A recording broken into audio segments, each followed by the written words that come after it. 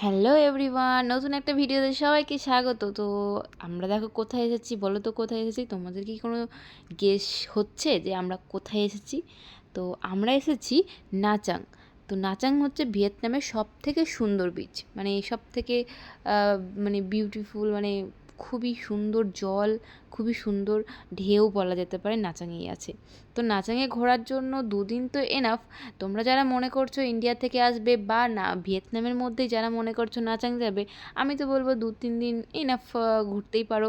তো নাচাংয়ে ভিনপাড়াল আছে, ওখানেও বেশ সুন্দর একটা বড় পার্ক আছে। ওখানে একটা দিন পুরো দিনটাই কেটে যাবে, আর একটা দিন সাইট সিনের জন্য রাখাই যেতে পারে।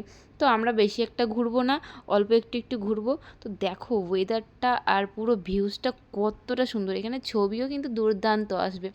আর দেখো এখানে বেশিরভাগটাই ফরেনার আছে, আমি যতটা খেয়াল করলাম, তোমরা আসলে বুঝতেই পারবে। আর রাশিয়ান ভাষায় ম্যাক্সিমাম দোকানে লেখাও রয়েছে এখানে, কারণ রাশিয়ান মেবি এখানে বেশি। তো দেখো কতটা সুন্দর ওখানে জলটা ছিল।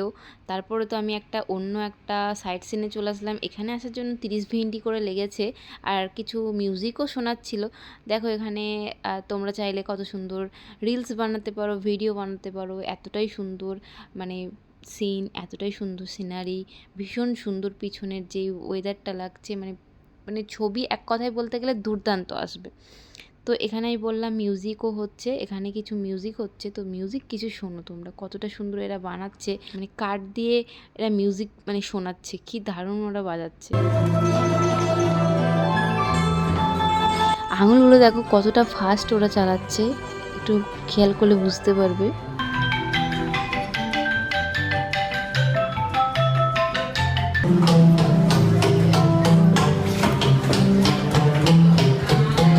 যদিও আমি জানি না ওরা কোন টোন বাজালো, মানে কোন টোন শোনালো আমাদের জন্য, হয়তো ওদের ট্র্যাডিশনাল কিছু একটা হবে, বাট আমি জানি না। বাট শুনতে ভালোই লাগছিল, আর এদের যেই মানে স্পিডে কাজ হচ্ছিল তার জন্য একটু দাঁড়িয়ে শুনে নিলাম। আর অনেকজন এখানে ওই মিউজিক শোনার জন্য দাঁড়িয়ে রয়েছে এখানে। আর দেখো কতটা সুন্দরভাবে ওরা পুরো মিউজিকটা শেষ করলো। বাট বেশিক্ষণ আমরা দাঁড়াতে পারছি না, কারণ অনেকক্ষণ ছিল। আর আমরা বেরিয়ে যাব, মোটামুটি 2-3 মিনিটের হয়তো মিউজিক ওরা টোন শোনাবে। সকাল থেকেই ঘুরে ঘুরে খুব খিদে পেয়ে গেছে, খাবারের জন্য ওয়েট করছি। খাবার আর খুঁজে না পেয়ে লাস্টে আমরা পিৎজাই খেয়ে নিলাম। পিৎজা নিয়েছিলাম একটা চিকেন পিৎজা, আর একটা নিয়েছিলাম সি ফুড পিৎজা। তো চলো আমরা খেয়ে নিই। আজকের মতো এখানে টাটা, বাই বাই।